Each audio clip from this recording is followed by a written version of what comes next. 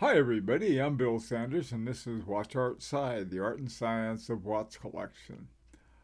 Today, what I want to do is to show you three unusual watches, and they all turn out to be chronographs, but there's something special about them. So let me get started. The first one is a Parmigiani Pershing 005 chronograph Confederation Brazilian football. The Brazilian football, of course, is what Americans call soccer, and the watch itself, I kept had I've been tempted to get this watch for years, and I never did. But mainly because I'm not into chronographs, but this one I really like. Now the thing about it is that it has the Confederation of Brazilian Football, the CBF, and on the back there's a little CBF uh, sign. The typical or the unspecial uh, Parmigiani Fluier Pershing watch is a chronograph. In the lower right there, you can see one of the more typical ones. This one, though, is very unusual. It has the bezel is in gold, and the pusher and crown are in gold. And then at right off of 3 o'clock, there are five little stars. They may be difficult to see, but they represent the five wins that the Brazilian football team has had. In the lower right hand, you can see what they usually have. It's simply they have 60, 20, 40, a typical kind of thing that you might see on a small second hand. And this was done in the colors, in Brazilian colors, with the yellow and blue and green. Anyway, I've always liked this. Caliber 334. It's a standard Parmigiani caliber. It's 4 hertz, 50-hour reserve. It's got the date and a chronograph, bicompax chronograph. 11,950 bucks. This is one 1911 company. This is one I would definitely make an offer on, maybe 9,000 or 8,000, something like that. I just like it. It's different. By the way, too, most of the people in the Confederation of Brazilian Football, the top guys, and a lot of them went to jail because of corruption during the football.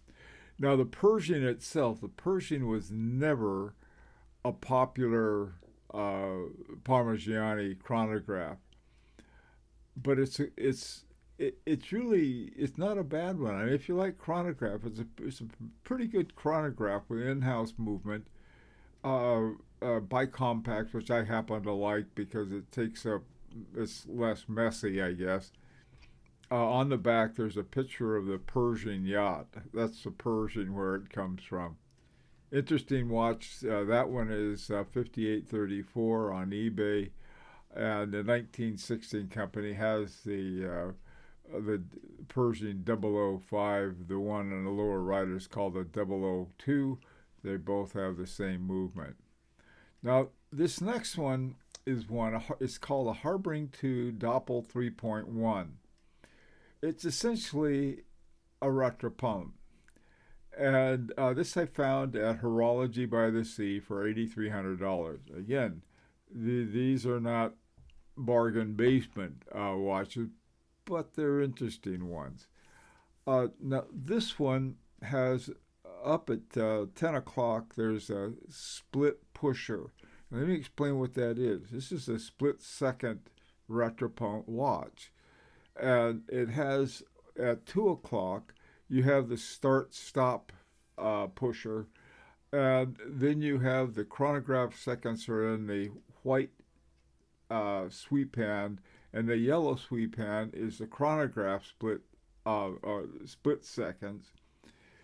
The um, the subdial at 9 o'clock is just regular seconds, and then the split pusher you push the first one to start the first uh, chronograph, second hand, and then you push the second one for the second one.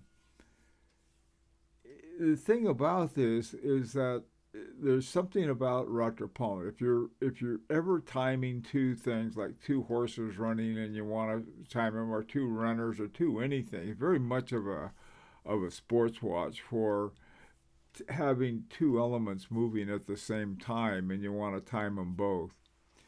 And this one, like I said, is at Horology by the Sea, 8300. Now, the final one is a very unusual watch. It's by Bovet. It's a Bovet monorattrapante. And you may wonder, how can you have a rattrapante with one hand? Well, this was a patent that was actually by one of the last of the Bovet family, the original Bovet family, in 1936. A guy named Charles Jean Renaud Bovet is put up a patent for that. And the way it works is that you have the pusher at 2 o'clock, starts the whole thing. It starts the second timing and all of the sub dials. And then when you want to stop it, the first, let's say you're timing two runners, and so you're timing the first one, and you've just started, and so the hand starts going. Now, when they finish, you hit the bottom one and hold it, and you hold it there until the second one's finished, and then the hand jumps to the second one, and that's how they have sort of the split second, using only a single second hand. It's really interesting. I have one, and it's my only chronograph, and it's really cool. You just push this to start it, and I don't know if you can see the second hand or not. It's going along, and then what I'll do, I'll stop it right here. And let's say I'll count to 1, 2, 3, 4, 5, 6, 7, 8, 9, 10. And then when I let it go, it jumps forward to where the second to the end of the second timer. So it's a very unusual watch. I found 4 of them at Chrono 24. They were range from 8,769. Somebody in Germany, I think, had that one, and then there were 3 others. The top price on one was 13,628. That's really expensive, I think. So it is. So anyway, I'm going to be selling mine, and if somebody's interested, let me know. If they're not, I'll put it up on an auction house or something like that. I don't know how I'm going to do with it. But remember, if you do, suggest the price. Don't take what I would want. Okay. Those are 3 watches. I think they're all interesting for different reasons. And let me know what you think. If you have one of them, let me know. Also, too, if you're interested in this one, let me know also. This is an opportunity to subscribe if you like. And until next time, this is Bill Sanders for Watch Art Sci, the art and science of watch collection.